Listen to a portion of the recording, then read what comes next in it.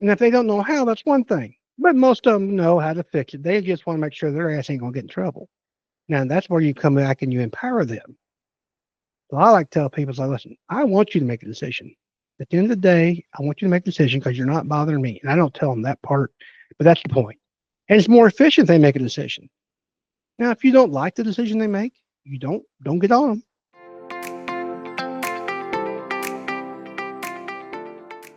You're not lazy. You're not even disorganized. You're just making too many damn decisions. That's right, too many small decisions that's burning you out. So do you feel mentally fatigued by noon?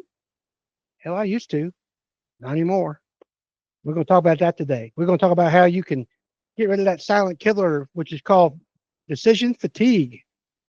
I used to have that problem, and I've done some things and been taught some things on how to resolve that decision fatigue.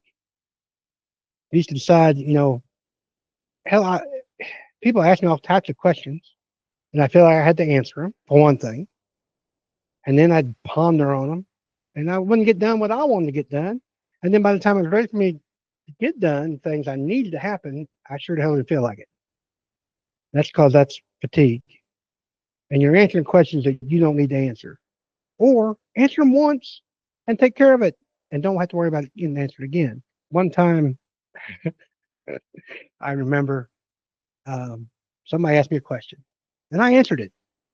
And I'll be damned if I wasn't walking down the hall and that same person's asking somebody else the same damn question. Now, A, they're wasting their time, but B, more importantly, they wasted my time. So next time they ask me a question, I said, no, go ask them. I got things to do. Now, can you do that in your business?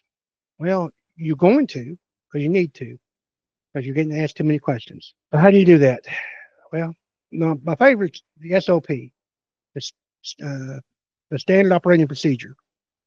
But I think sometimes when I say that, people cringe up on that because nobody's going to go read the damn book of your procedures. Now, it's important you have them. Yes, don't get me wrong.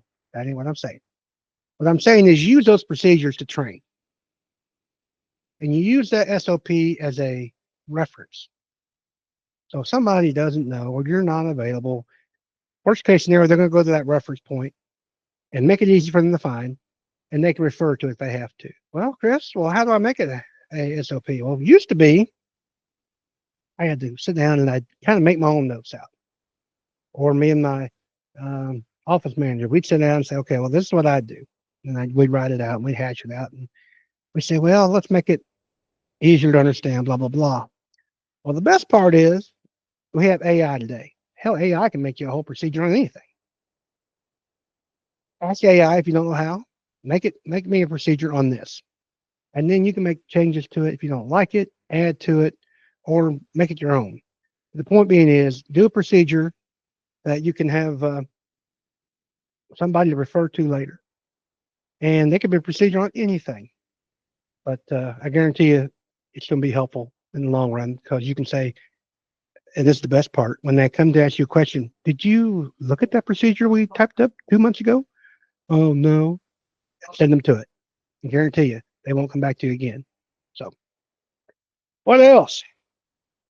Delegate. You need to delegate and stop doing those little things that you don't need to be doing. Making those decisions that don't matter. Empower your people. They have to know the answer. Think about it. You ever been called and your guys are wanting to know what to do? And sometimes my answer is just fix the damn thing. Just fix it. That's all you got to do. And if they don't know how, that's one thing. But most of them know how to fix it. They just want to make sure their ass ain't going to get in trouble. Now, that's where you come back and you empower them. So I like to tell people, so listen, I want you to make a decision. At the end of the day, I want you to make a decision because you're not bothering me. And I don't tell them that part, but that's the point. And it's more efficient if they make a decision.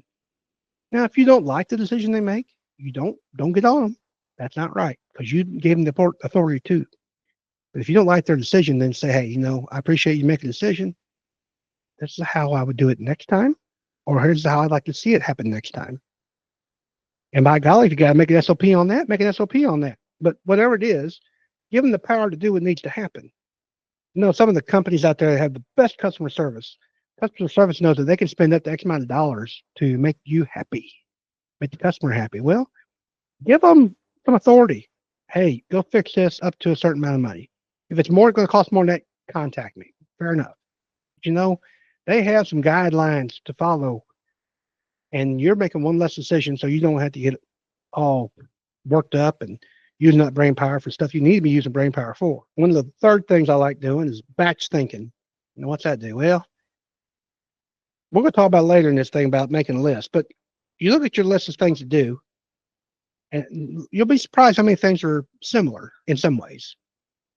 Or the same person might do it. You're going to delegate to whatever it is, but go down your list and kind of organize it in a way that you're not really having to switch gears so many times. You can switch gears on this, and then all of a sudden something else pops in your head and you got to switch gears and so forth. Focus on what you know and let them little things come up later. That goes actually into the next part about my list making. I learned this in college, and I've used it the rest of my life. And you make a list, and then you kind of prioritize your list based on the higher end things. I like going A, B, and C. A being the most important, B being the second most, and C being the last part of it. But what that does is that, okay, I need to get A done. Unless you to focus on, in my mind, I like doing it in the morning because I'm more fresh that way. But maybe you like doing it in the evening. I don't know. Whatever time's better for you, when you feel most relaxed and can make those lists and schedule your highest thinking, that's when you want to do it. And you'll be amazed what you can get done. Because now you know that A has to be done and C can wait. Or C isn't even important. And you might realize that, well, I didn't get C done today, but maybe I can delegate it tomorrow to somebody else that I could get C done.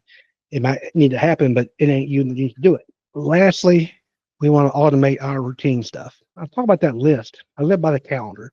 The calendar is how I use it. And the best part is we pack a calendar around us all day long. The camera, calendar, phone, recorder, note taker, whatever you want to call it, it's your smart device. And that calendar is right there. And what it does is I specify times in the day that I know that I'm going to do something.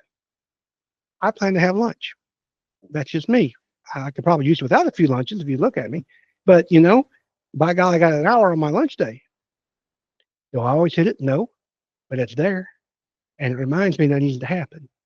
My checklists are wonderful because there's certain things on that checklist you just have. It's on every checklist. I print out a blank one. Actually, I have a whole stack of them. And I just pull them out and I sign it. And there's some things on there that I know I'm going to do. Now, I don't go as far as saying brush your teeth, but I do have under take your medication.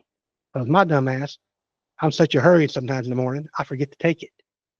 And it's not my problem. So my wife going to get on me about not taking it to begin with. And y'all, if you get my age, you're going to know what I'm talking about. That's right. But take your medicine. But I had to put it on my list. Matter of fact, I even got a reminder on my phone that goes off every morning.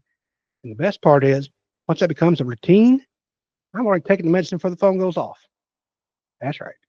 So imagine that day when you're not answering a bunch of questions and you're answering the ones that you're better suited for. The ones that are going to make this with those A's on your list. And take those C's and give them to somebody else if you don't have time to do them. And you probably don't. If you really look at your list, you really need to be doing the C's and even some of the B's. Delegate them things. But imagine that day when you only focus on what moves your needle, what's going to grow your company, what's going to increase your sales, improve your profits, whatever that is. Focus on those for the day. Take those brain juices you got and God give you and focus on those to grow your company. It's going to help your people. And we're talking empowering your people. You know how much better they perform when they feel like they're empowered? Imagine that. That being said, you have to do it. You have to, the delegate. You got to have the SOPs. You got to focus on the stuff you need to focus on. You got to automate those stuff, make those lists, make those reminders, whatever it's going to take to get you there. And then protect your bandwidth, meaning that focus on the things that you need to focus with and let the other stuff go. If you have a problem doing that, then I want you to sign up and we can talk about it. Sign up for your free session. We'll talk about how to get out of that brain fatigue, make decisions, empower people, make those lists, and what makes important on that list. If you're struggling with what we talked about today and want to get your brain juices saved for the right things, those A's on your list, and sign up in the show notes below. There's a sign up sheet. Sign up. We'll have a breakthrough session And also down there's a link to our Facebook group where you can get daily inspiration and ideas like we talked about today. Y'all have a wonderful one, and we'll see you next week. Bye bye.